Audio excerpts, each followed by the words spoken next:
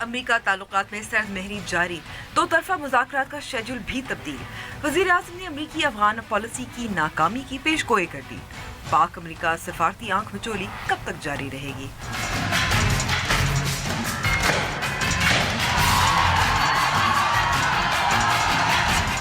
भारतीय मजहबी पेशवा के पैरोकारों की जानिब से फसादात के बावजूद अदालत का दलेराना फैसला। गुरमीत राम रहीम को रेप केस में 10 साल कैद की सजा। क्या जात पात की कैद में फंसा हिंदुस्तान फैसला कबूल करेगा?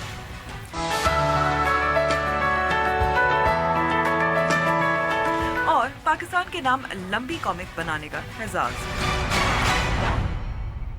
अस्सलाम वालेकुम and welcome to news wise. मैं हूं अंबर शमसी। पाकिस्तान की दरख्वास्त पर अमरीकी वजारत खारजा की एहलकार एलिस वेल्स का दौरा मनसूख हो गया है। डोनाल्ड ट्रंप के पाकिस्तान मुखालिफ तकरीर और पाकिस्तानी एहलकारों के सख्त रद्द अमल के बाद ये किसी अमरीकी एहलकार का पहला दौरा होना था। पाकिस्तानी वज़ीर ख़ारजा आसिफ ने अपने अमरीकी दौरे को नेशनल सिक्योरिटी कमेटी की सिफारिश पर मुलतवी कर दिया और अमरीका की अफगान पॉलिसी पर बातचीत के लिए चीन, रूस और तुर्की जाएंगे। कितनी देर तक पाकिस्तान अमरीका से मुज़ाकरात या बातचीत से गुरेज कर सकता है और करता रहेगा? दूसरी जानिब अफगान न्यूज़ चैनल तोलो न्यूज़ से बात करते हुए काबुल में अमरीकी अफवाज के कमांडर जनरल जॉन निकलसन ने बताया कि पाकिस्तान और अमरीका की खुफिया बातचीत चल रही है, इसमें कितनी सदाकत है। इसके बाद हम प्रोग्राम में जानेंगे कि भारत के एक मजहबी रहनुमा गुरमीत राम रहीम को के रेप के केस में मुजरिम करार दिए जाने के बाद मुल्क में फसादात क्यों हुए और ऐसे बाअसर मजहबी रहनुमाओं का इतना असर रसूख क्यों होता है। क्या रियासत उन पर हाथ डालने से गुरेज होती है या मुश्किल उनको होती है। और आखिर में मुलाकात करेंगे एक 20 साल लड़की से जिसने इतनी छोटी सी उम्र में बैनुल अक़वामी रिकॉर्ड कायम कर, तो आगे कितने रिकॉर्ड तोड़ेंगी। शुरू करते हैं अपनी टॉप स्टोरी से।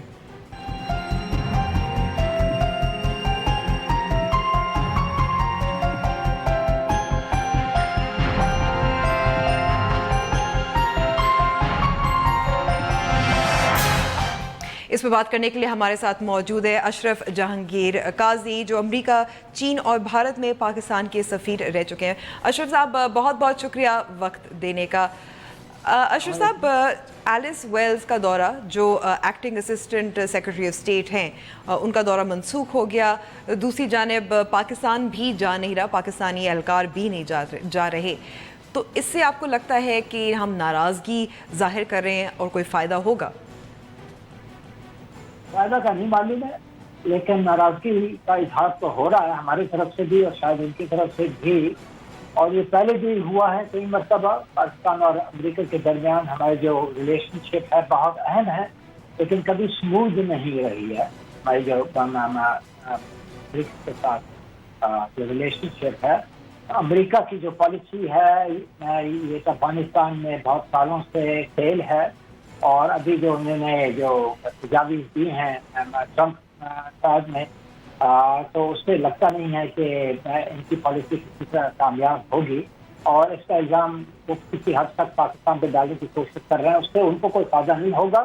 लेकिन ये नाराज़गी इजहार करने के बाद हमें खुद अपनी पॉलिसी के नजरसानी करनी चाहिए कि क्या पाकिस्तान की पॉलिसी जो है अफगानिस्तान की तरफ वो कामयाब पॉलिसी है कि नहीं। और मैं नहीं समझता कि वो कामयाब पॉलिसी है, क्योंकि अगर कोई जाता है अफगानिस्तान में, किसी से भी पूछे, चाहे वो पश्तून हो, ताजिक हो, उज़्बेक हो, हज़ारा हो, कुछ भी हो, वो सारे के सारे जो है पाकिस्तान से नाला हैं।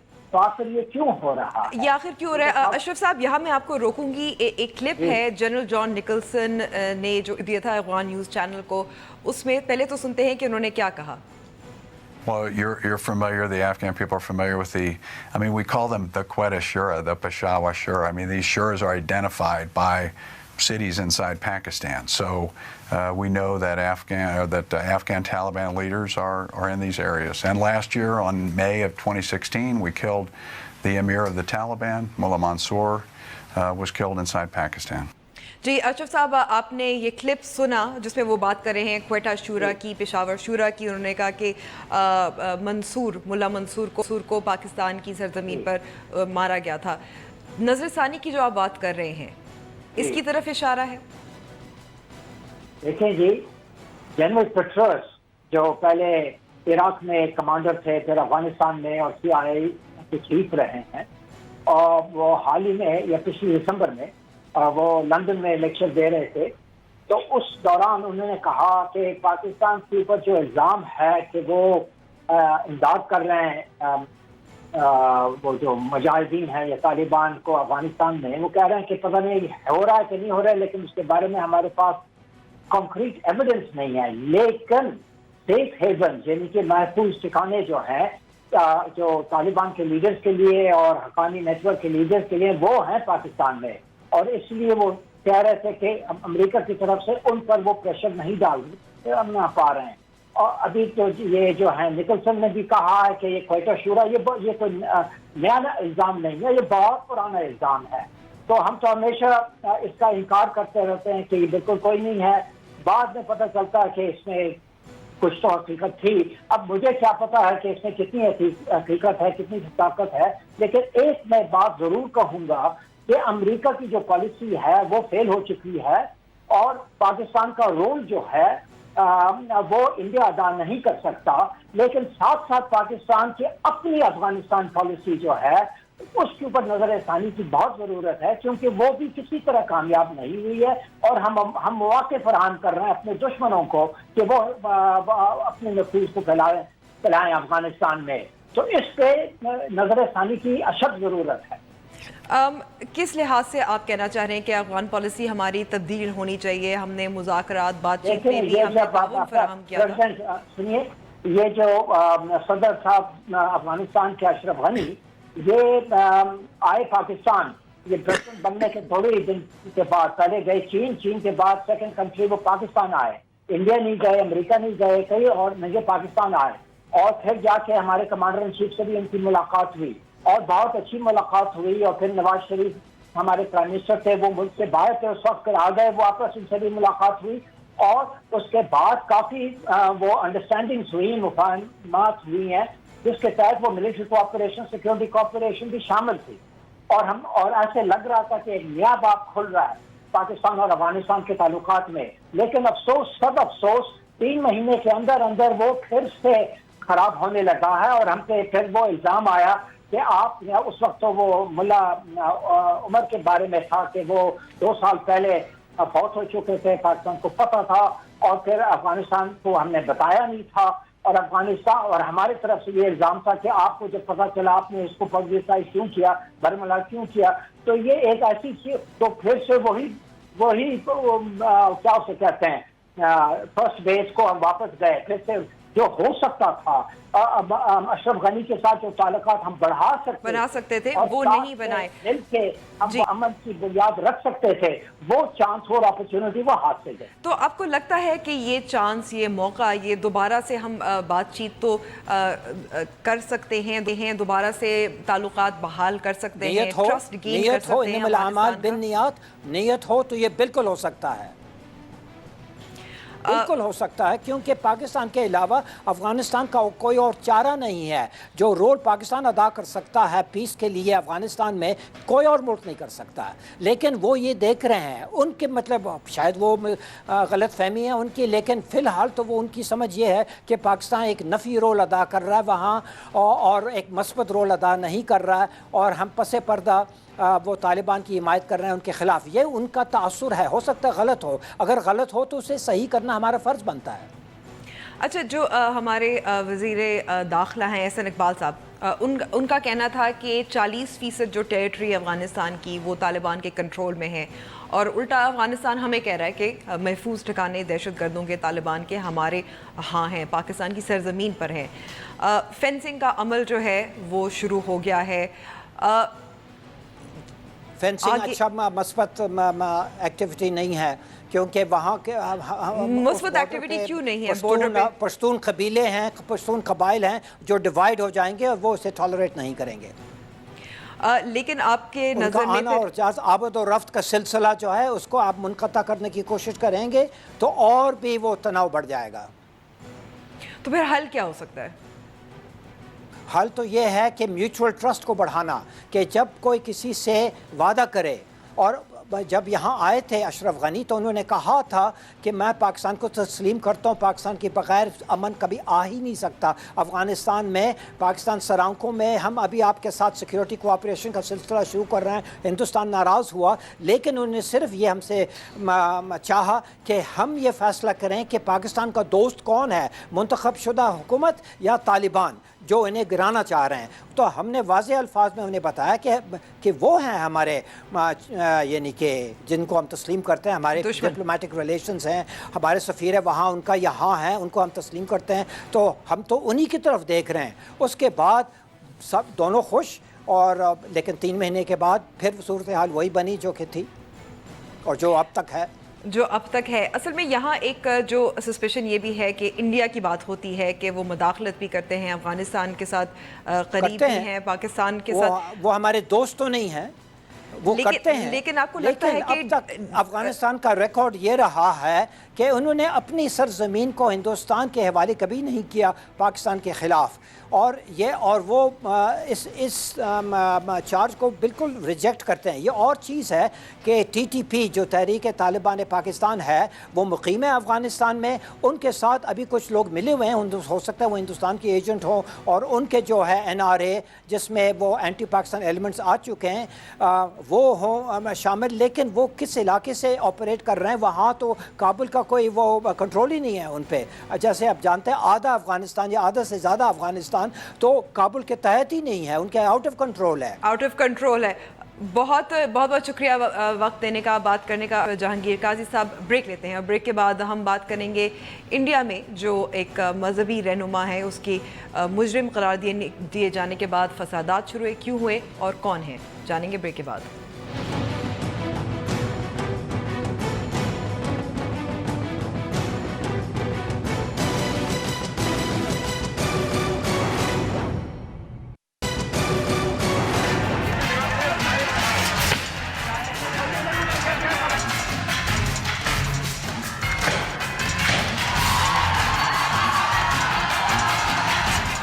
इंडिया की रियासत हरियाणा में एक मजहबी रहनुमा गुरमीत राम रहीम को अदालत ने रेप के केस में 20 साल कैद की सज़ा आज सुना दी है।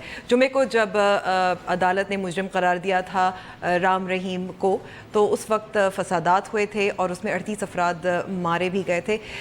ये कौन है और ऐसा क्यों हुआ, इस पर बात करने के लिए हमारे साथ मौजूद है इंडियन सहाफ़ी रज़ा उल हसन। बहुत बहुत शुक्रिया रज़ा हमें वक्त देने का। रज़ा, इससे पहले जो रिपोर्ट्स आई थी कि 10 साल सज़ा दी गई है ये रेप के केसेस में और अब 20 का सज़ा सुनने में आ रही है, सो व्हाट हैपेंड, उसका रिएक्शन भी कैसा रहा है? जी देखिए, ये जो जज साहब थे ये पहले उन्होंने एक केस में फ़ैसला सुनाया था, उसमें उन्होंने 10 साल का इनको कैद दिया था। उसके बाद उन्होंने दूसरे केस का फ़ैसला सुनाया, तो जो 2 सज़ाएँ हैं मतलब 10-10 साल के, वो कंटिन्यूअसली चलेंगे, कॉन्करेंटली नहीं चलेंगे, इसीलिए उनको 20 साल का कैद हुआ है। फ़िलहाल अभी तक ये फ़ैसला आने के बाद जैसे पिछले हफ्ते जैसे मतलब जो वायलेंस हुआ था वैसा तो कोई रिएक्शन नहीं हुआ है अभी तक।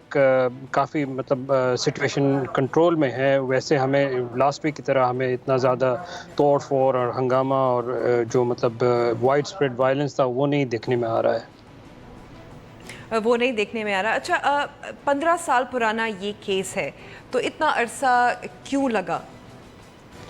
जी देखिए, जो रिलीजियस शख्स होते हैं वो आपको भी पता होगा, पाकिस्तान में भी ऐसे काफ़ी सारे पीर होते हैं जो उनका काफ़ी पॉलिटिकल स्टैंडिंग है, काफ़ी पॉलिटिकल इन्फ्लुएंस है। तो गुरमीत राम रहीम भी वैसे टाइप के एक रिलीजियस लीडर थे जिनका काफ़ी पॉलिटिकल बैकिंग था। कुछ लोग ये मानते हैं कि जो रूलिंग बीजेपी पार्टी है उनके साथ काफ़ी उनका अच्छा ताल्लुकात थे।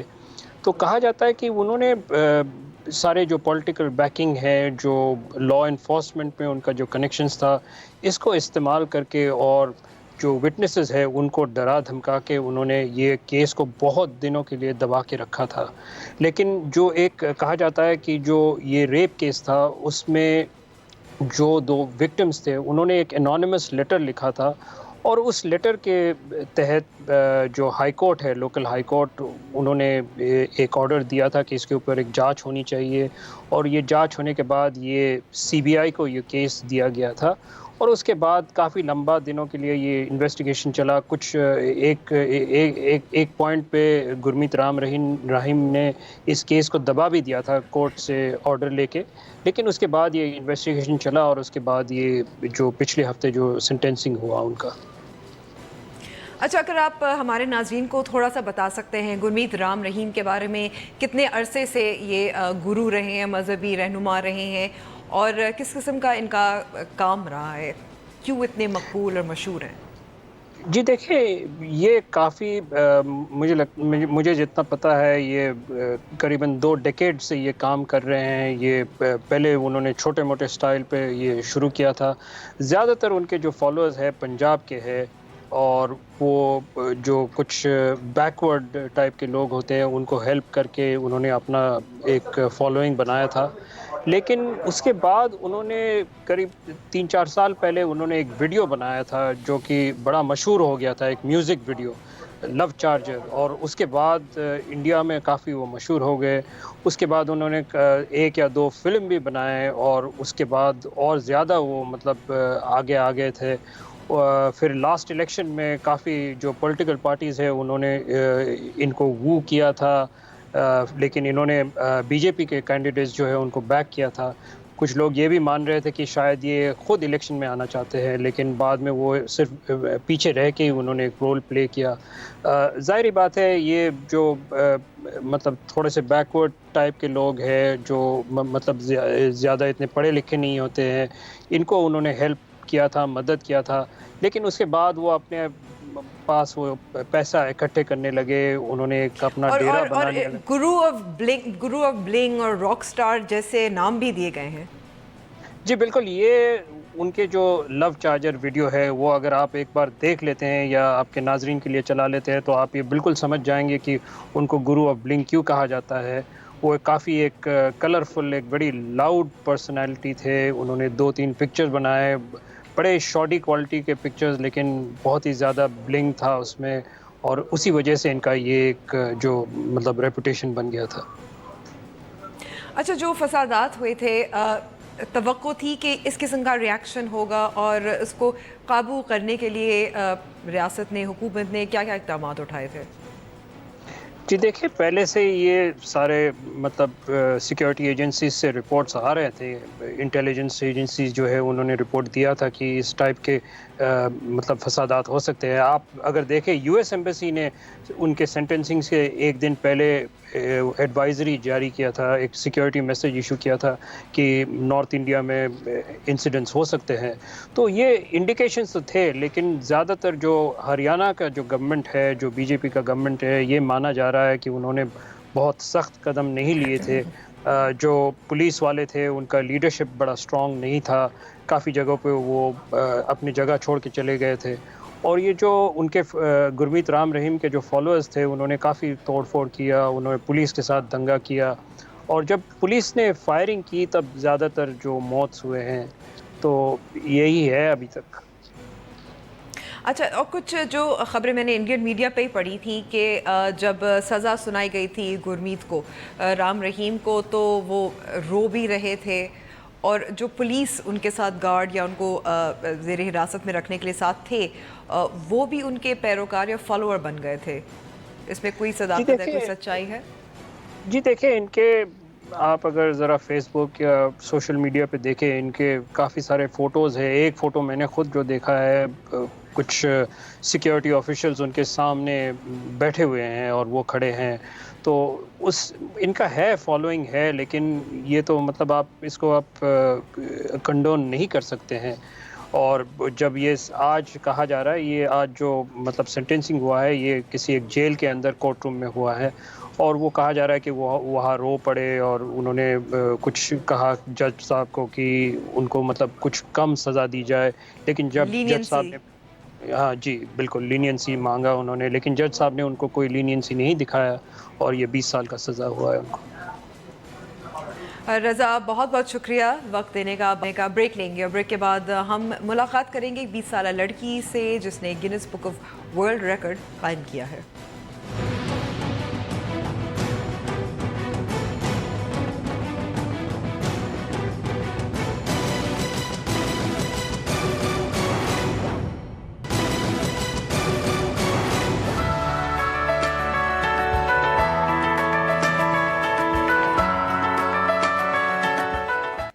मुलाकात करते हैं उनैज़ा अली से, जिन्होंने एक 877 फीट लंबा कॉमिक बनाया और Guinness Book of World records में अपना नाम शामिल हो गया उनका। उनैज़ा, बहुत बहुत शुक्रिया वक्त देने का। पहले तो बताइएगा कि why Guinness Book of World Records, why did you want to break a record? जी, ऐसा मुझे, मैं 16 साल की थी तो मैंने ना एक बकेट लिस्ट बनाई थी जिसमें मैंने लिस्ट डाउन की थी इस तरह की चीज़ें जो कि मैं ज़िंदगी में अकॉम्प्लिश करना चाहती हूँ। खैर उस टाइम मैं छोटी सी थी तो like Guinness was like one of them. आपको पता है ना, बच्चों में ये ज़्यादा ट्रेंड होता है, उनको बहुत शौक होता है, बड़े फैसिनेटेड होते हैं कि गिनीज़ वर्ल्ड रिकॉर्ड और ये वो ना। तो मैंने फिर सोचा, जब मैं 18 साल की हुई, ये ऐसे मेरी नज़र से गुजरा तो मैंने सोचा ये तो मैंने बहुत पहले बकेट लिस्ट में डाला हुआ था गिनीज़ वर्ल्ड रिकॉर्ड तोड़ने का। सो मैंने अटैम्प्ट किया और कर लिया मैंने ये रिकॉर्ड।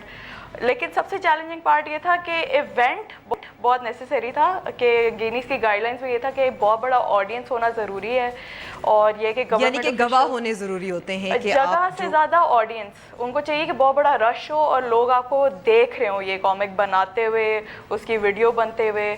तो इस सारे प्रोसेस के लिए मैं ख़ास तौर पे गवर्नमेंट के कुछ डिपार्टमेंट्स को थैंक यू कहना चाहती हूँ, जिनमें से PHA आ जाता है, DCO आ जाता है और पंजाब पुलिस आ जाती है। Special thanks to all of you. यानी कि ये जो कॉमिक था आपने पार्क में ही सारा का सारा बनाया और कितनी देर लगी? नहीं, ये दैट वाज़न्ट पॉसिबल, क्योंकि ये तकरीबन 877 फुट लंबी है। तो इसको मैंने तकरीबन 1 साल में बनाया था और यही था कि मैंने एक ड्राइंग स्टूडियो ज्वाइन किया हुआ था, कुछ मैं उधर बनाया करती थी और कुछ मैं घर पे बनाया करती थी।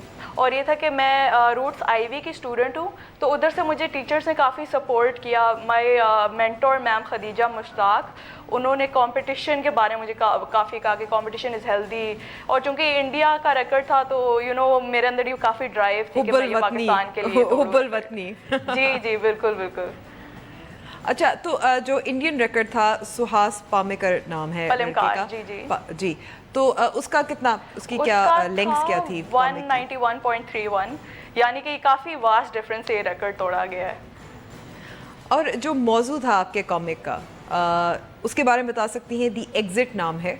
हाँ जी, स्टोरी क्या है? असल में एक कॉमिक के अंदर एक दरवाज़ा है जो कि इस मेन कैरेक्टर जिसका नाम है जैक, उसको प्रॉमिस करता है कि अगर आप इसके अंदर ढेर सारा पैसा डालेंगे ना, तकरीबन मिलियंस, वो ना खुल जाएगा और आपको कॉमिक से बाहर ना हकीकत, रियलिटी के अंदर ले आएगा, जो कि कॉमिक की डल, बोरिंग, ब्लैक एंड वाइट दुनिया से काफ़ी बेहतर है।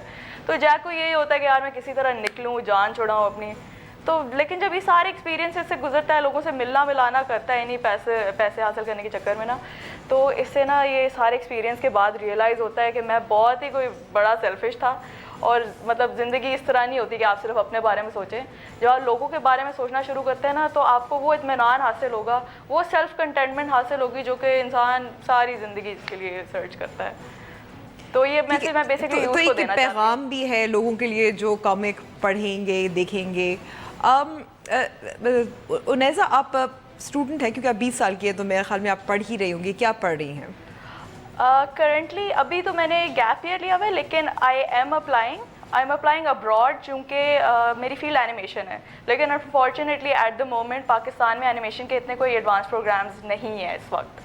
आई do intend to change that, कि फ्यूचर में मैं जब ये एजुकेशन ये सारी अपनी करके आऊँ तो मैं पाकिस्तान में ऐसा एक अदारा कायम करूं जिधर यही एनिमेशन सिखाई जाती है, जिधर आर्टिस्ट को high paying animation related projects पे काम करने को मिले। इस तरह की मतलब मैं एक अपॉर्चुनिटी बेस्ड ये काम करना चाहती हूँ और आर्टिस्ट के लिए ना उनकी ज़िंदगी थोड़ी सी आसान करना चाहती हूँ। आपको पता है आर्टिस्ट को साइंस में धकेला जाता है, फिर आगे जाके अपॉर्चुनिटीज़ नहीं मिलती।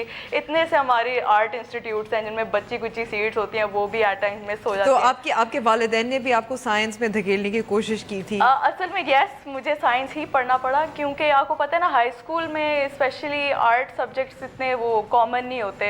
साइंस होती है, बिजनेस होती है, कंप्यूटर्स वगैरह होता है, आपको पता है ना मेन स्ट्रीम जो लाइंस होती हैं. और पेरेंट्स को भी ज़्यादा यही होता है कि इन्हीं फील्ड्स में ज़्यादा पैसा है, कार्टून्स बना के बंदा कितना कुछ कमा लेता है. लेकिन आई वुड लाइक टू से कि एनिमेशन की जो फील्ड है ना वो यूएस में $1 बिलियन इंडस्ट्री है. और इनका ना एक ट्रेंड है कि ये एशिया में ना काफ़ी ज़्यादा काम आउटसोर्स करते हैं. यानी कि अगर ये इंडस्ट्री पाकिस्तान लाई जाए ना तो इसका इतना ज़्यादा फ़ायदा होना है इकॉनमी को, क्योंकि आपको पता है ना फाइनेंशियल रेवेन्यू के हवाले से ये काफ़ी ज़्यादा हेल्प कर सकता है. डिज्नी पिक्सार बहुत बड़ा बिजनेस है, they earn millions and billions. और पाकिस्तान में भी मैं बिलीव करती हूँ अगर ये आ पाए तो ये ना it can do wonders for our economy, for our overall animation industry.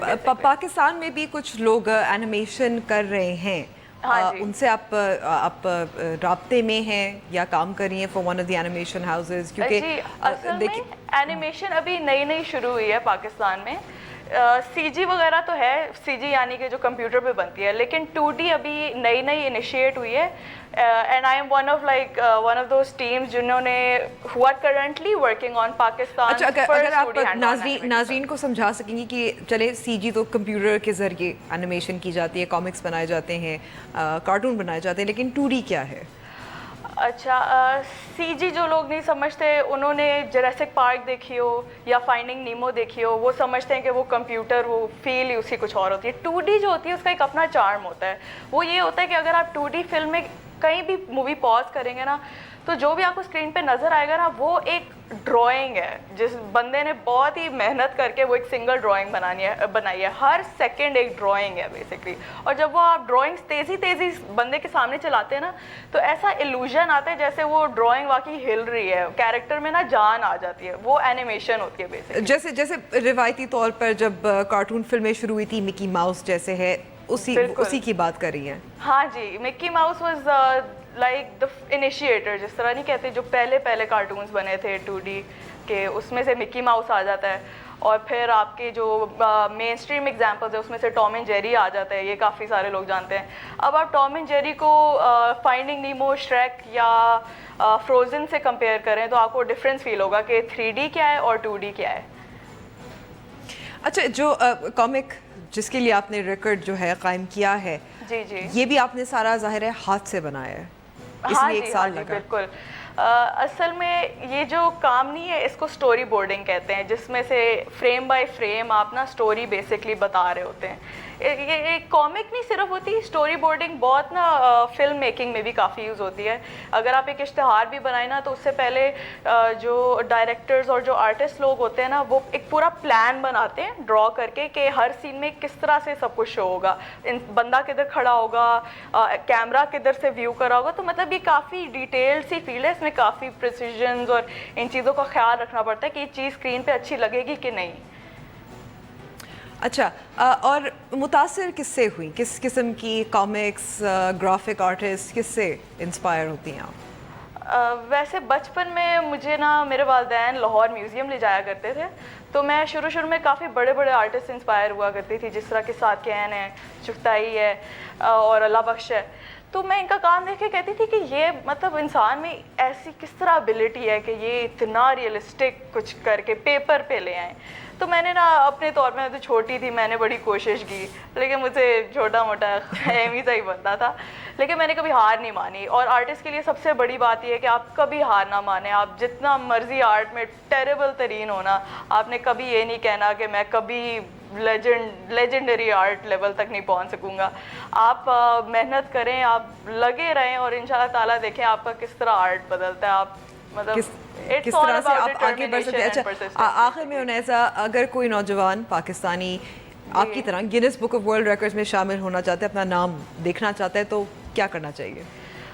जी, इसका मैं आपको तरीका बताती हूँ. I would really encourage youngsters کہ آپ ملک کے لیے کچھ کریں, اسپیشلی اگر گینیز میں بھی آتا ہے, اٹس اے گریٹ اچیومنٹ. آپ یہ کرتے ہیں کہ first you go to the Guinness website, ان کی ویب سائٹ کھول کے آپ پہلے نا اپنا جو چوزن ریکارڈ ہے جس میں آپ نے ریکارڈ بنانا ہے اس میں آپ ایک ایپلیکیشن سینڈ کرتے ہیں. یہ فری پروسیس ہوتا ہے, آپ آن لائن سبمٹ کر دیتے ہیں. اس کے بعد آپ کو اپروول ملتا ہے کہ گینیز والے پہلے دیکھتے ہیں کہ یہ بندہ واقعی کر پائے گا اور یہ واقعی اہمیت تو نہیں مارا, بکواس تو نہیں کرا. یہ پہلے پورا اسیس کرتے ہیں بندے کا پروفائل, اور اس کے بعد اگر آپ لکی ہوتے ہیں تو کچھ مہینے بعد آپ کو اپروول مل جاتا ہے. اپروول ملنے کے بعد you have these guide lines, جس میں رولز ہوتے ہیں کہ آپ نے کس طرح سے بریک کرنا ہے, اور کافی ڈیٹیلڈ ہوتا ہے اور کافی اسٹرکٹ بھی ہوتا ہے. اگر آپ کی تھوڑی سی اونچ نیچ ہو جائے نا گائیڈ لائنس میں تو گینیز والے اسٹریٹ آؤٹ ریجیکٹ بھی کر دیتے ہیں. ریجیکٹ بھی کر دیتے ہیں. آپ کو good luck for the future نیزا. اب ہم thank you for talking to us. ایک پہ جا رہے ہیں اور وقفے کے بعد فرانسیسی صدر کیوں متنازع بن گئے؟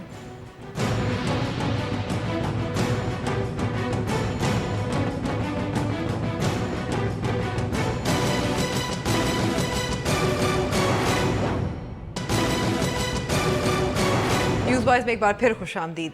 یہ انسانی فطرت ہے کہ وہ ہر وقت دوسروں کے سامنے بند سنور کر آنا چاہتا ہے, اور یہ فکر اور بھی زیادہ بڑھ جاتی ہے جب آپ کو معلوم ہو کہ دنیا بھر کی نظریں آپ پر مرکوز ہیں.